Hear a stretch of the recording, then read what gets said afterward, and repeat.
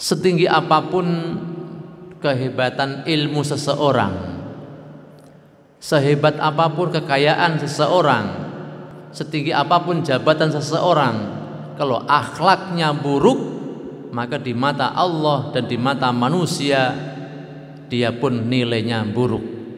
Mungkin di depan ia menunduk, tapi di belakang ia menonjok. Ketika ketemu, siapa? Iya Pak. Begitu sudah di belakangnya,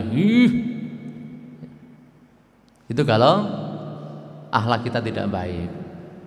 Maka jadilah orang-orang yang berakhlakul karimah, sebagaimana sabda Rasul, bu'istu liutammima makarimal akhlaq.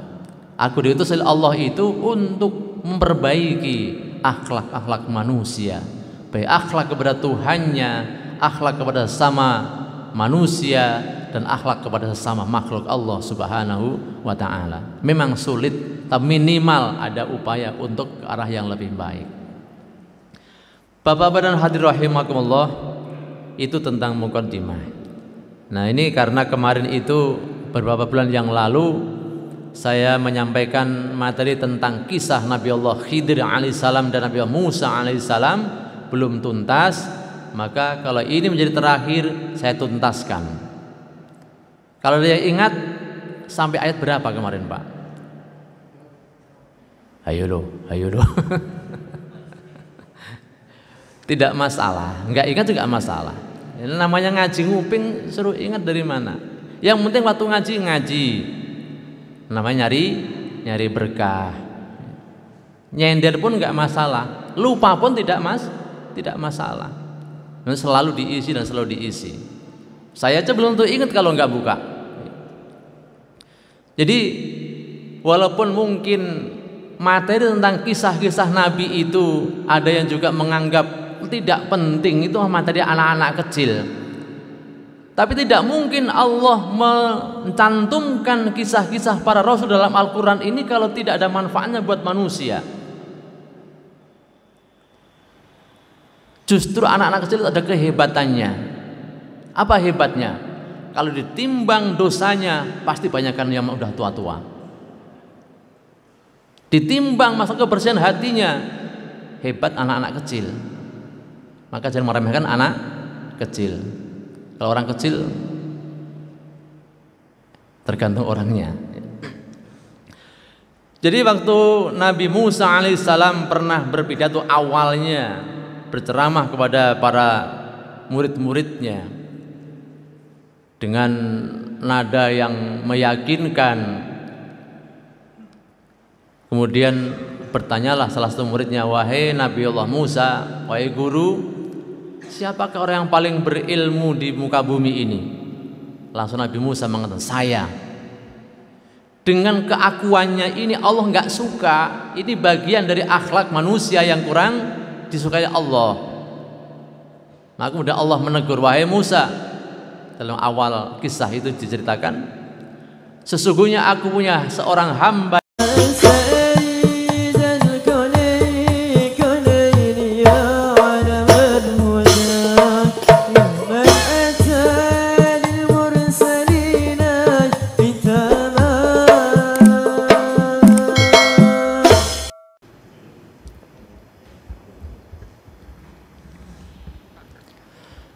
Assalamualaikum warahmatullahi wabarakatuh.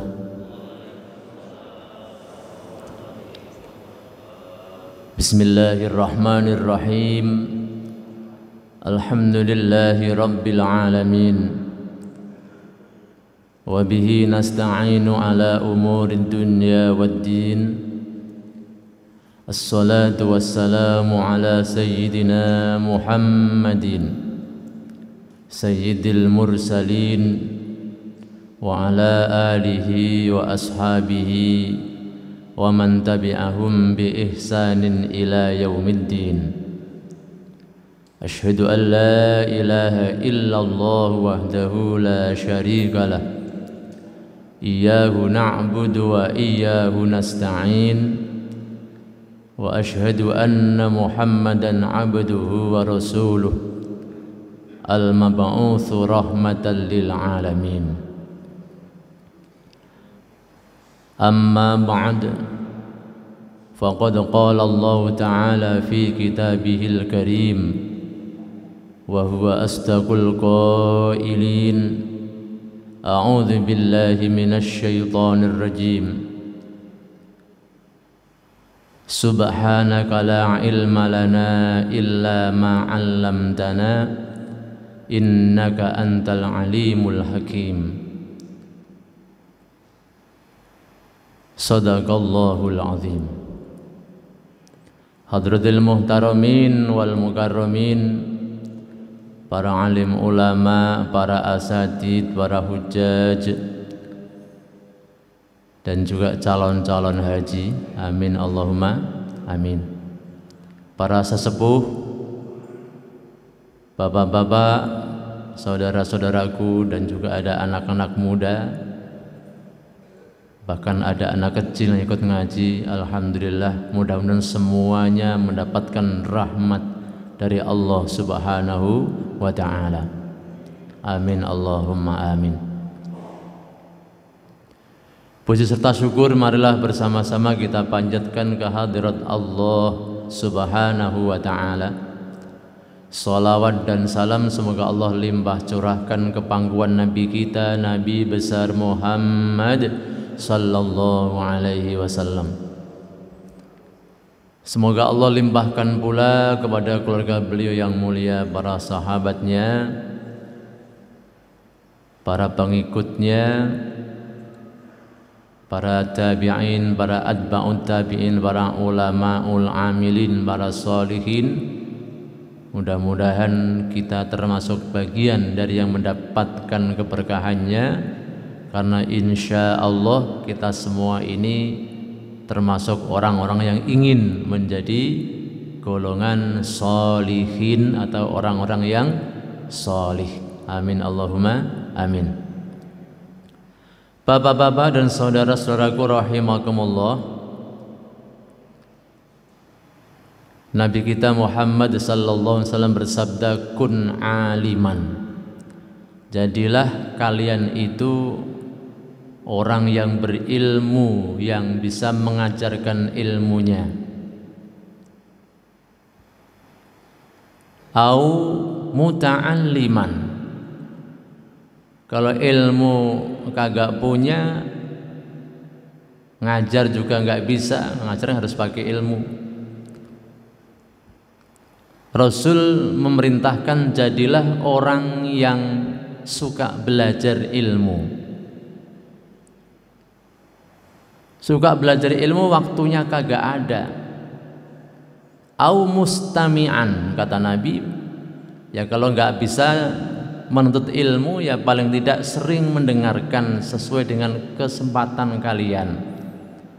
Mau ke masjid masih berat, ada suara di atas, sudah dengar dari rumah nggak apa-apa. Sudah termasuk mengikuti anjuran Rasulullah.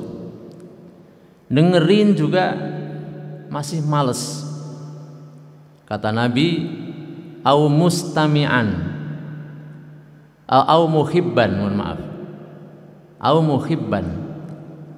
Kalau dengerin juga belum mau, paling tidak jadilah orang yang suka dengan majelis ilmu. Jadi kalau, mohon maaf, halo. Jadi kalau ada pengajian, hatinya suka, insya Allah sudah termasuk melaksanakan anjuran Rasulullah. Wala takun khamisan, dan janganlah kalian menjadi orang yang kelima. Pertama, orang yang punya ilmu, mengajar. Nggak bisa ngajar, au muta'alliman, belajar. Belajar kagak ada waktu. Au mustami'an, dengerin kapan saja. Dengerin juga kadang bisa kadang enggak. Au muhibban, paling enggak suka dengan majelis-majelis ilmu, suka dengan ceramah-ceramah agama, suka dengan orang yang sering rajin datang ke majelis ilmu. Wala takun khamisan, janganlah kalian menjadi orang yang kelima. Ngajar enggak, belajar enggak, dengerin juga enggak. Kalau ada orang ngaji kesel bawaannya, itu namanya orang yang kelima. Oleh karena itu, pada kesempatan pagi hari ini saya ingin berupaya untuk meraih grade yang pertama, yaitu orang yang mengajar. Karena kata Nabi, ballighu anni walau ayah, sampaikan apa yang telah engkau dapatkan dariku walaupun satu ayat. Artinya walaupun sedikit, ajarkan kepada siapapun yang membutuhkan. Cuma yang jadi masalah bagi saya pribadi, ini harapan saya pribadi merupakan kesempatan untuk mengisi taklim Sabtu subuh yang terakhir. Kenapa demikian? Saya pribadi kadang-kadang berpikir, Pak, jangan sampai orang jengah dengan suara Supriyadi. Jumat pagi suara Supriyadi, mulai malam Jumat, Jumat pagi, Sabtu pagi, kadang masih Ahad pagi juga masih ada suaranya juga.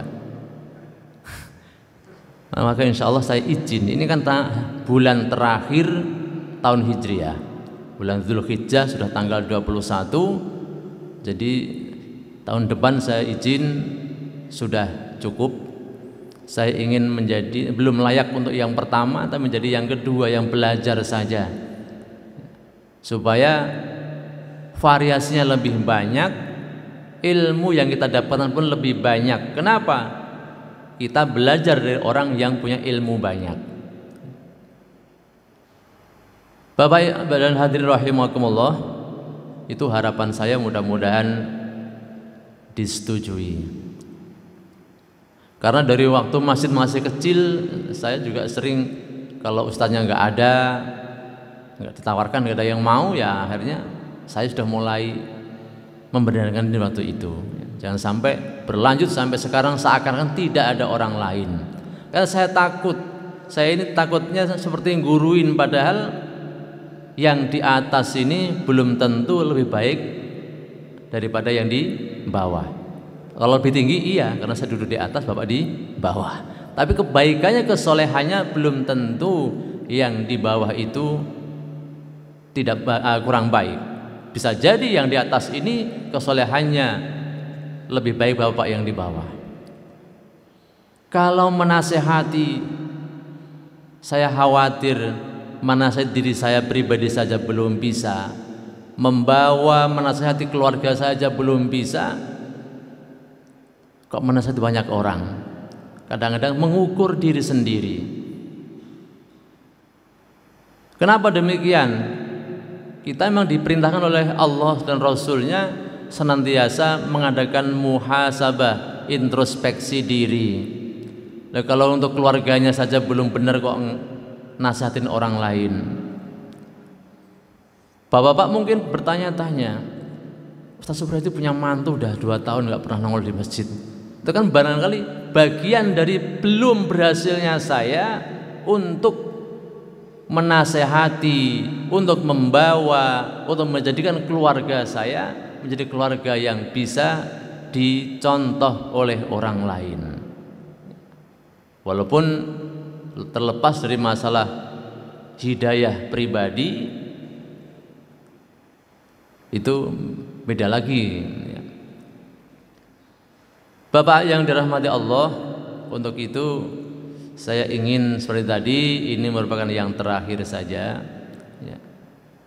Harapan saya sih, walaupun kita dikumpulkan oleh Allah dalam majelis-majelis yang seperti ini, yang sederhana, mudah-mudahan Allah menjadikan ini sebagai wasilah.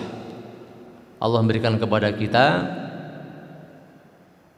lahir batinnya sehat, amin Allahumma amin.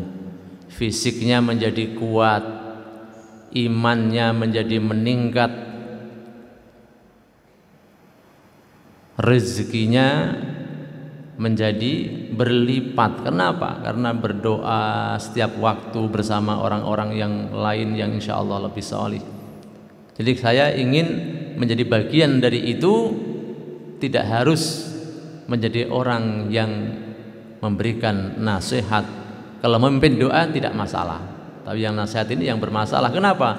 Dalam surah As-Saff Allah berfirman, a'udzubillahi minasyaitonirrajim, kabura maqtan indallahi an taqulu ma la taf'alun.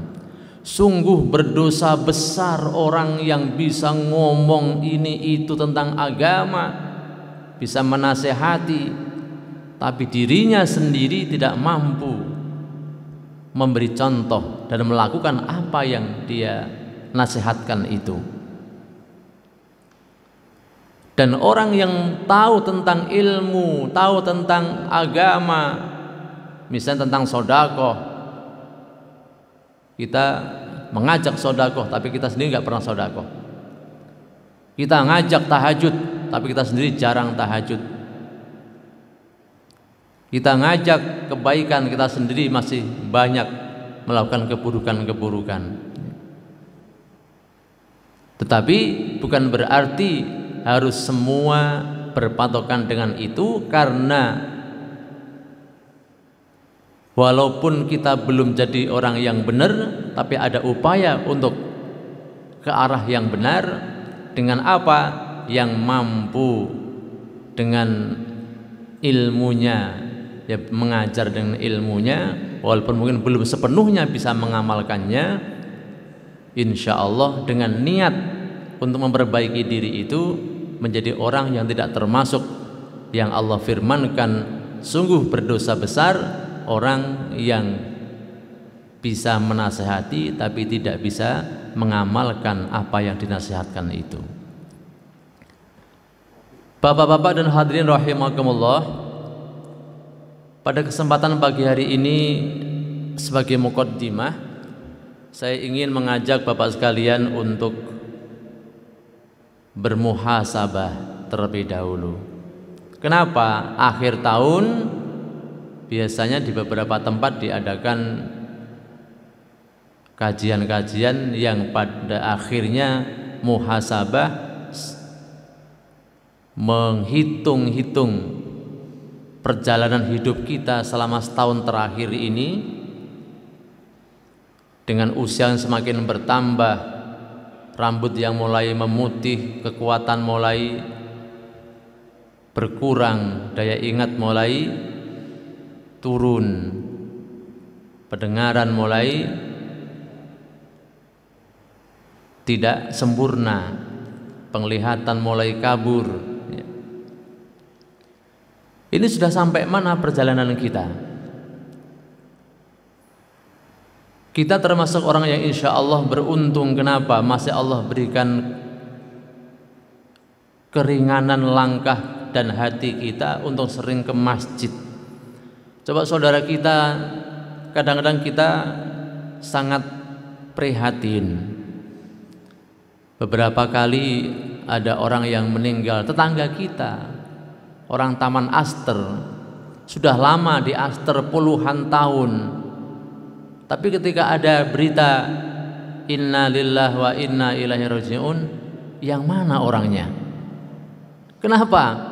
Karena kita nggak pernah bertemu dengan beliau, karena kita ini seringnya di masjid. Kemudian mereka tidak pernah sekalipun atau mungkin sangat jarang, maka kita tidak mengenalnya. Nah, kita termasuk orang yang beruntung. Saudara kita banyak, termasuk kita mungkin termasuk orang yang pelupa. Saat ini banyak wabah. Saya membaca teman-teman kita yang ketika diberikan ujian penyakit, begitu baru sembuh rajin ke masjid, tapi sembuhnya sudah lama, mulai berkurang, lama-lama hilang. Nanti giliran ada musibah lagi, usahanya kolab, rumah tangganya berantakan, baru ke masjid lagi. Ada yang model begitu. Ya masih baik, masih pelariannya ke masjid. Coba kalau ada masalah harinya ke minuman keras. Mohon maaf Pak Joni. Tidak menyinggung. Pengakuan beliau, kata beliau dulu seringnya megang leher botol. Megang doang saya bilang loh ya. Kita masih beruntung, masih ingat ke masjid, masih ingat Allah pelarian kita. Maka ketika kita sudah sampai kepada penghujung bulan ini, coba kita mulai menghitung perjalanan hidup kita, baik sebagai suami dari keluarga, dari istri kita, sebagai ayah dari anak-anak kita, sebagai orang yang ditokohkan di lingkungan kita, sebagai orang yang ditokohkan di masjid ini, dan sebagai apapun mungkin pimpinan dalam perusahaan kita. Adakah hal-hal yang sangat kurang yang kita lakukan? Tentu sebagai manusia biasa, walaupun sudah berhati-hati, banyak yang masih kurang. Misalnya yang karyawan korupsi waktu ya. Kemudian kalau ditokohkan di masjid sebagai imam yang sering nggak hadir, itu juga kadang-kadang kan kalau nggak ada udzur yang syar'i kan khawatir juga merupakan bagian dari tidak tanggung jawabnya amanah yang dibebankan kepadanya. Maka marilah kita bermuhasabah, kemudian ibadah kita, sholat kita. Saya pribadi kadang-kadang malu Pak. Kenapa? Seharusnya saya ini bisa menjadi contoh sebelum azan sudah di masjid. Tapi selama ini saya kadang-kadang kalau enggak tugas imam itu sering menjadi apa yang Ustadz Zainal Mutakin katakan sebagai masbuker. Ini kadang malu saya. Maka lewat mimbar ini saya ingin mengajak diri saya pribadi khususnya, apa sih yang menyebabkan terlambat? Rata-rata yang pertama masalah kesibukan duniawi yang nilainya sedikit, yang kedua masalah kemalasan yang didominasi oleh hawa nafsu dan syaitan. Apalagi kalau suara di atas, ntar aja kalau udah mau qomat baru berangkat. Lah yang dekat kadang-kadang aja kalau qomat udah mau selesai baru turun dari rumahnya. Ini sebenarnya kurang baik. Maka tahun depan mudah-mudahan mulai Muharram nanti kita upayakan minimal hal-hal kecil seperti itu kita benahi agar menjadi yang lebih baik, terutama pribadi saya. Kemudian tentang sedekah kita, kemarin ada Idul Adha, dianjurkan oleh Allah, fasholli li rabbika wanhar, salat dan berkurbanlah. Karena apa? Inna a'tayna kal kautsar. Kami, kata Allah, telah memberikan nikmat yang begitu besar kepada kalian. Diberikan nikmat sehat, punya keluarga, punya anak, punya usaha, punya penghasilan, punya rezeki. Masa iya setahun kurban 1 ekor kambing saja tidak bisa? Ini juga introspeksi diri. Saya kemarin kok kenapa nggak kurban ya? Jadi tahun depan harapan saya 50% dari warga muslim Taman Astar itu semuanya berkurban. Ada berapa semua di warga Taman Astar Pak? 1.500-an lebih ya. Kalau separuh saya berkorban 750. Kalau kambing semua yang motong harus orang 100. Motong 75 saja sudah seminggu nggak sembuh tangannya. Dengan demikian fa insya Allah ada nilai tambah dalam kehidupan kita, nilai baiknya bertambah. Maka kemarin dalam khutbah Jumat, karena saya nggak bisa sampaikan, ada Pak Joni, kalau saya nggak menyampaikan khutbah Jumat itu seperti kemarin itu. Saya sampaikan begini, Nabi bersabda, khairun nasi man tola umruhu wa hasuna amaluhu. Sebaik-baik manusia itu orang yang Allah berikan umur panjang dan bisa memaksimalkan usianya itu untuk kebaikan-kebaikan. Kasih sehat, ya sering datang ke rumah yang memberikan sehat. Kasih rezeki yang melimpah atau cukup, ya mampu mengaturnya, diantaranya dikembalikan kepada Allah. Kalau Idul Adha dalam bentuk berkurban. Tidak hanya itu, ini ada kotak-kotak seperti showcase atau freezer es krim, itu kita sudah sering ngisi yang mana. Itu dalam hal sedekah. Dalam hal muamalah, kita berusaha mencari nafkah ini setahun terakhir ini saja, ada enggak hak orang lain yang kita makan atau bercampur dengan yang tidak halal? Kalau tahun demi tahun begitu, berarti tidak ada peningkatan. Kita khawatir ada milik orang lain yang termakan oleh kita dan keluarga kita, belum dihalalkan, belum diridhoi, sampai ke bawah mati, apa jadinya? Oleh karena itu, berbisnis, berusaha, atau apapun yang kita lakukan dalam hal mencari nafkah, hendaknya lebih selektif lagi, agar kalau dimakan oleh keluarga kita menjadi berkah. Kita berikan kepada orang lain pun akan menjadi bertambah, dan seterusnya. Yang berikutnya adalah muhasabah, menghitung-hitung diri kita dalam hal tilawatil Quran, dalam hal baca Quran. Setahun ini saya sangat salut dengan saudara kita yang setahun mungkin bisa puluhan kali khatam. Mungkin setiap orang punya keinginan yang sama, tapi setiap orang pun punya ujian yang sama pula. Bentuknya berbeda tapi ujiannya sama.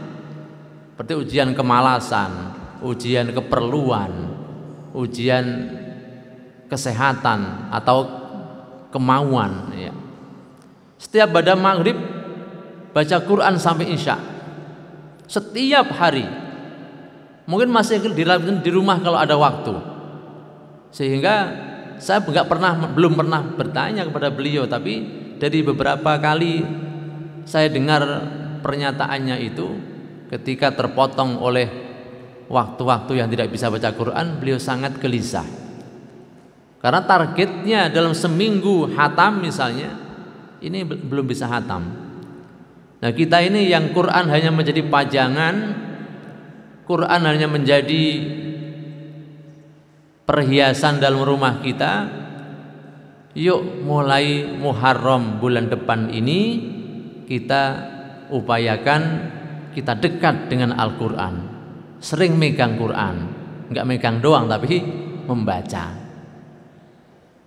Kata Ustaz Yusuf Mansur, one day one ayat, minimal satu hari satu ayat.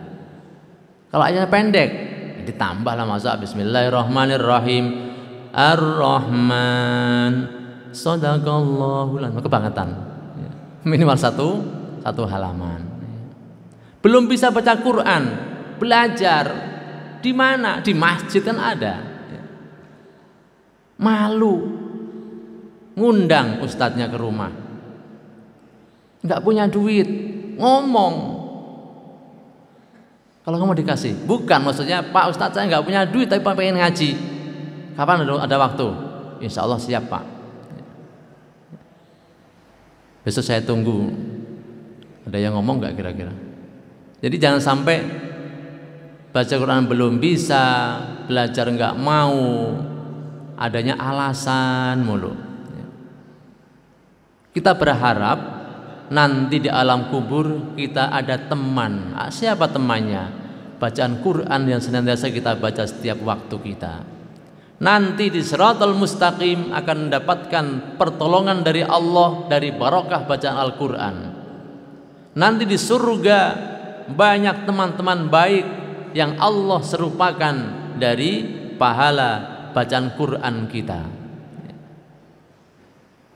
Ya kalau belum bisa menghafal minimal sering membaca. Ya. Mudah-mudahan tahun depan ketika ada evaluasi nilainya lebih baik daripada tahun ini. Siapa yang evaluasi? Diri kita masing-masing. Ya. Kalau perlu dibikin daftar baca Quran harian. Yang terakhir dalam hal muqaddimah adalah evaluasi dalam hal akhlak kita. Kita ini adalah orang yang dilihat dan dicontoh minimal oleh istri dan anak-anak kita.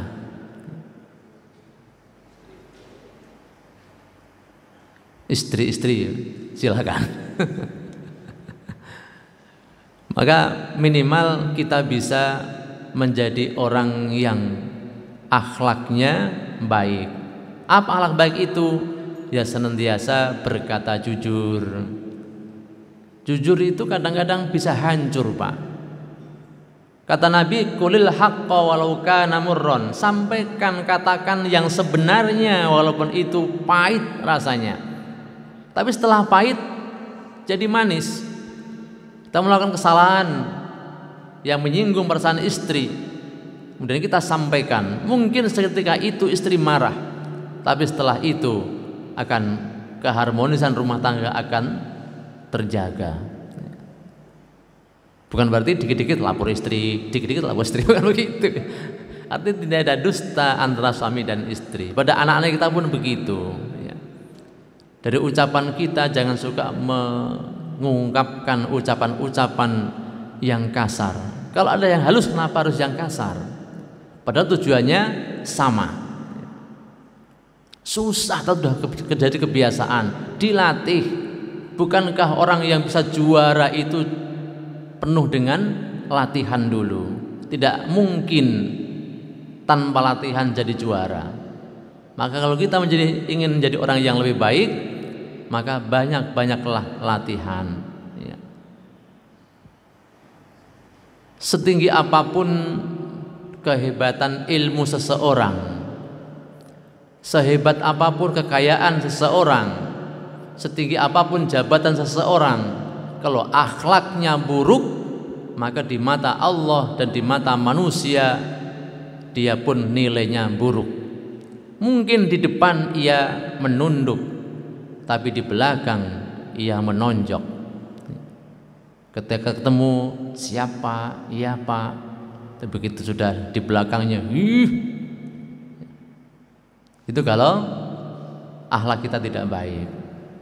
Maka jadilah orang-orang yang berakhlakul karimah, sebagaimana sabda Rasul, bu'istu liutammima makarimal akhlaq.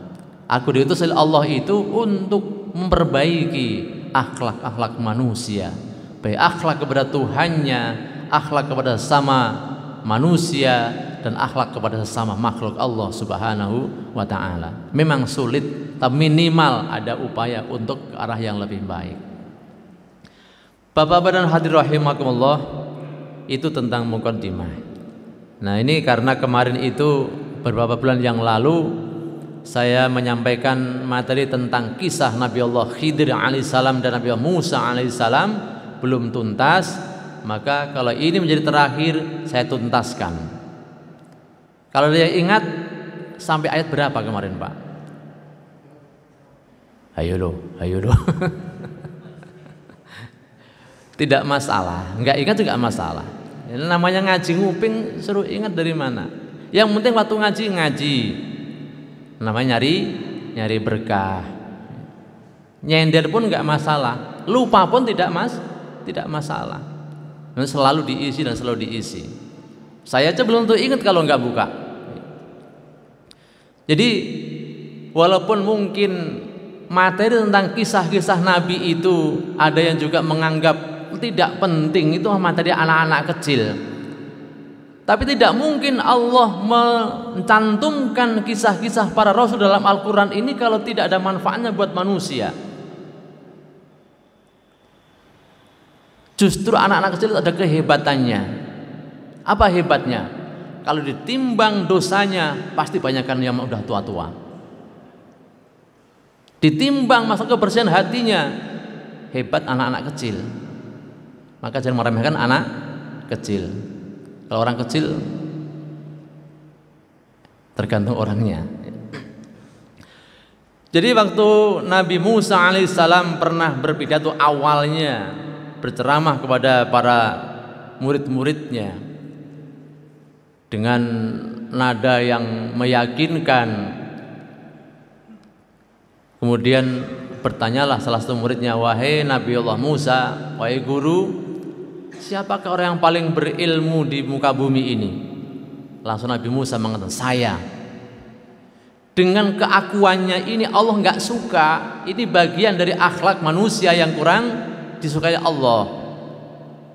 Maka kemudian Allah menegur, wahai Musa, dalam awal kisah itu diceritakan, sesungguhnya aku punya seorang hamba yang lebih pintar, lebih soleh daripada engkau.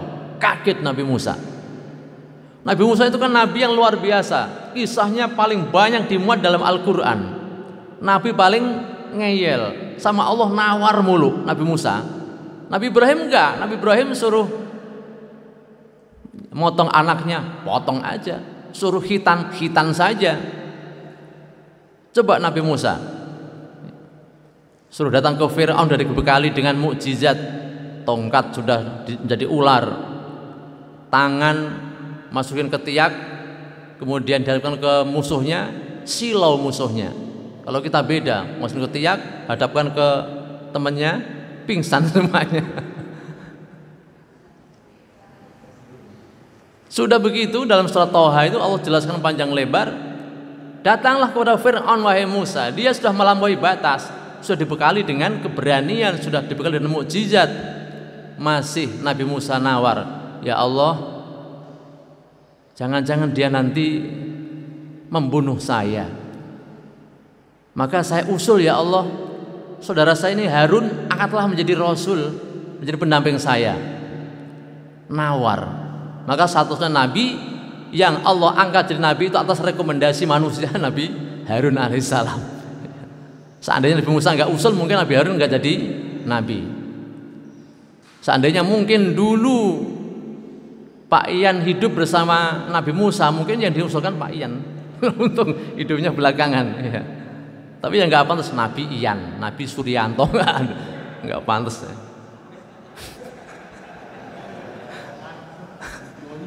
Apalagi Nabi Joni, Nabi Harun, Allah setujui, baiklah Musa, Harun aku angkat menjadi rasul menemani perjuanganmu datang ke Fir'aun. Ketika sudah diangkat menjadi rasul, sudah diajak dialog langsung dengan Allah, masih nawar juga Nabi Musa, ya Allah, aku pengen melihat engkau ya Allah. Berani-berani Musa. Dan nabi yang lainnya enggak. Allah perintahkan apa? Sami'na wa ata'na. Aku mendengar ya Allah dan aku mentaati. Nabi Musa enggak, nawar lagi. Maka ketika dia minta seperti itu, Allah berfirman, lihatlah puncak gunung itu. Kalau engkau bisa melihatnya, maka engkau bisa melihat zatku. Tapi ketika cahaya Allah turunkan di gunung itu, kemudian hancur berantakan gunung itu, Nabi Musa pingsan. Baru gitu aja pingsan, pengen lihat Allah. Dan yang paling menarik lagi ketika Nabi Muhammad SAW Mi'raj mendapatkan perintah sholat itu, Nabi Musa ada sifat iri pada dirinya. Selama ini saya pikir yang paling dekat dengan Allah aku. Ternyata Muhammad luar biasa, bisa naik ke langit dan begitu turun makin bersinarlah dia. Maka ditanya, wahai Muhammad, apa yang Allah perintahkan kepadamu? Wahai Musa, aku diperintah oleh Allah untuk sholat 50 waktu sehari semalam.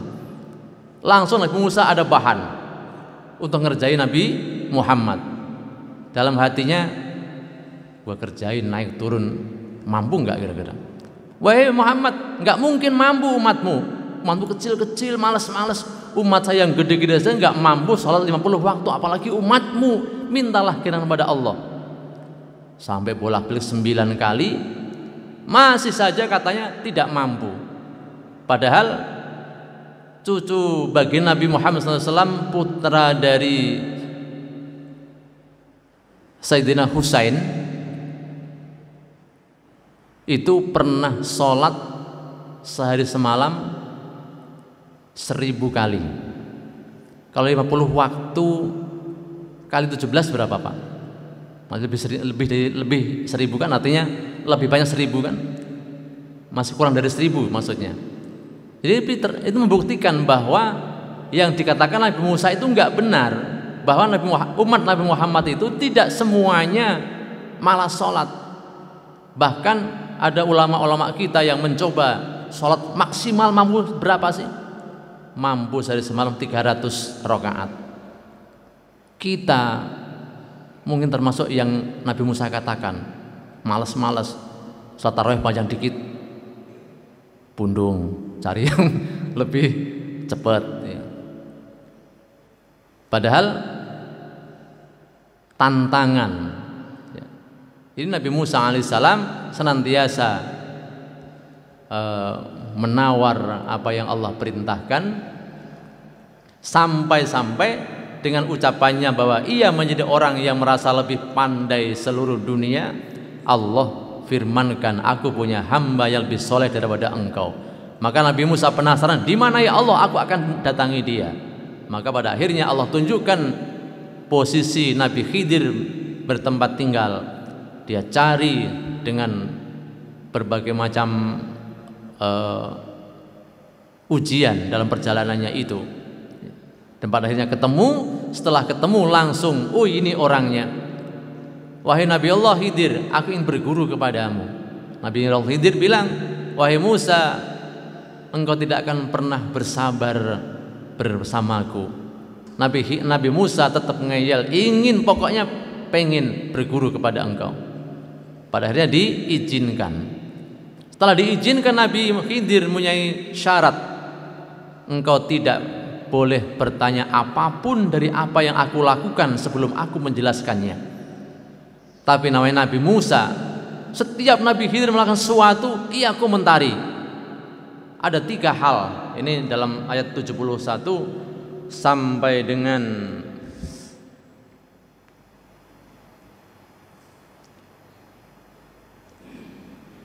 82 ya.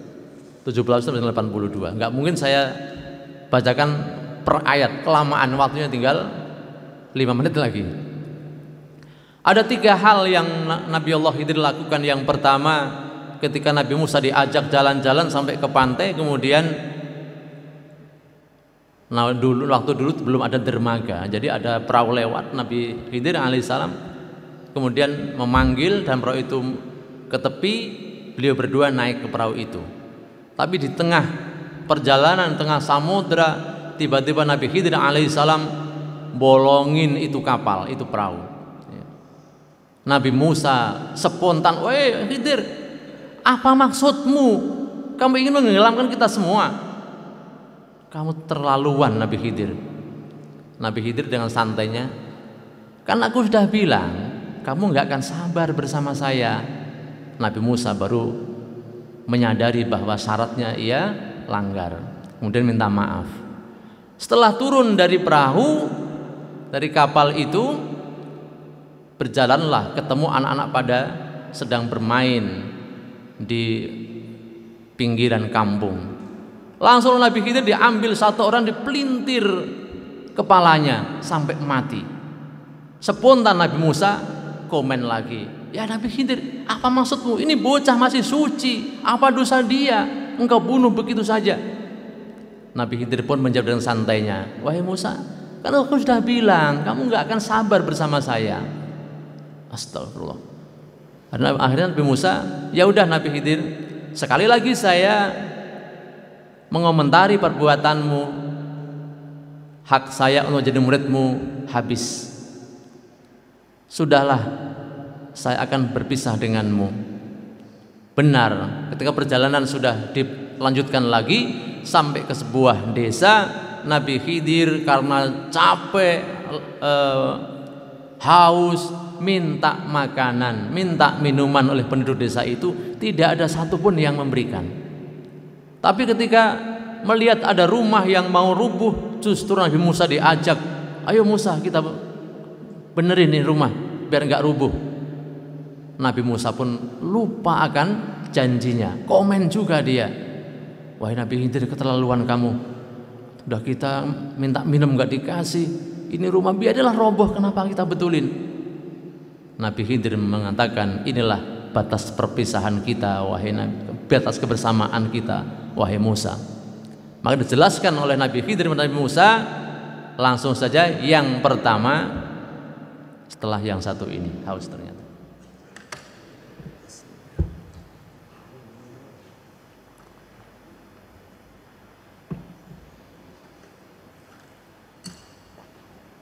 Yang pertama, kenapa Nabi Khidir melubangi kapal itu?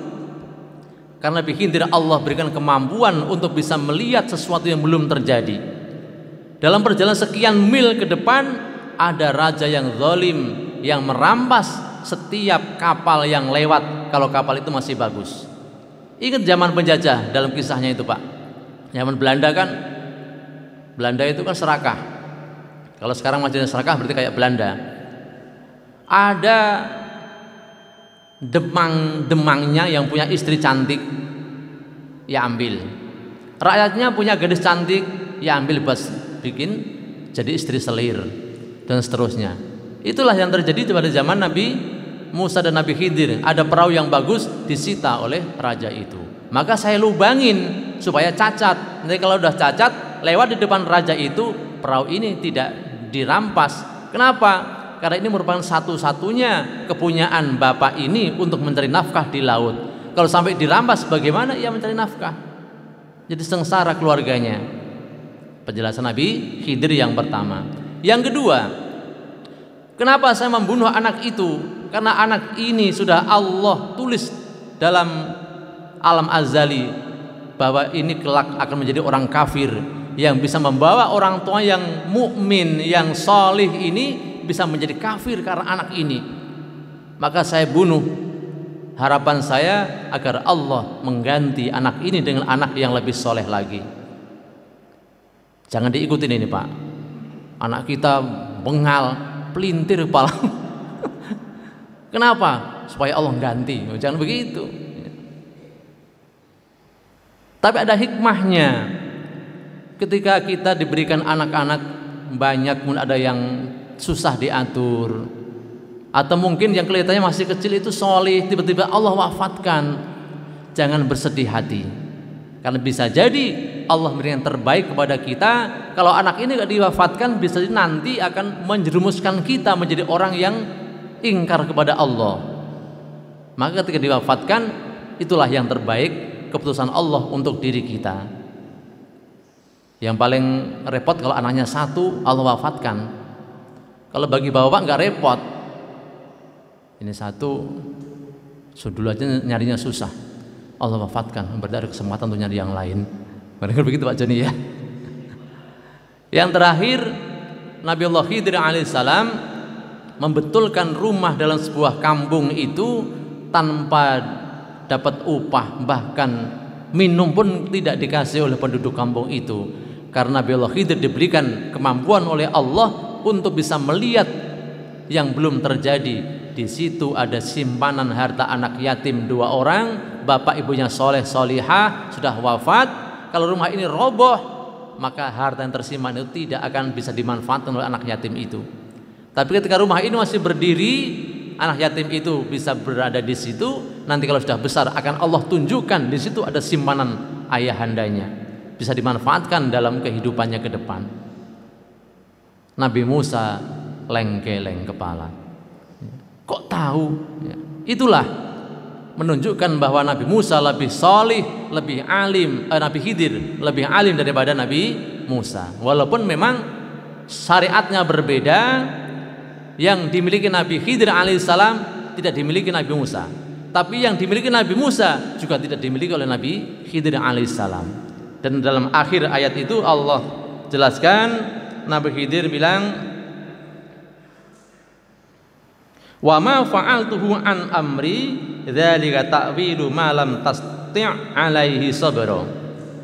Nabi Musa, apa yang saya lakukan itu bukan atas kemauan saya, terus tentu atas kemauan Allah Subhanahu wa taala lewat Nabi Khidir alaihissalam. Oleh karena itu banyak timbul ilmu-ilmu hikmah di mana ada orang-orang solih yang Allah berikan kemampuan bisa melihat hal-hal yang belum terjadi, yang kita kadang-kadang bingung yang ini apa yang itu, tapi kebanyakan sekarang tidak ada, kecuali ulama-ulama yang kealimannya luar biasa. Kalau dia tahu besok akan begini, besok akan begitu, adalah bisikan jin. Jadi mereka bekerja sama dengan jin, yaitu para dukun dan para paranormal. Mudah-mudahan ada manfaatnya yang saya sampaikan tentang kisah Nabi Allah Musa alaihissalam dan Nabi Allah Khidir alaihissalam. Mudah-mudahan ada ilmu yang bisa kita ambil dan kita terapkan dalam kehidupan kita sehari-hari. Minimal ketika kita melihat sesuatu yang ada di hadapan kita, janganlah mudah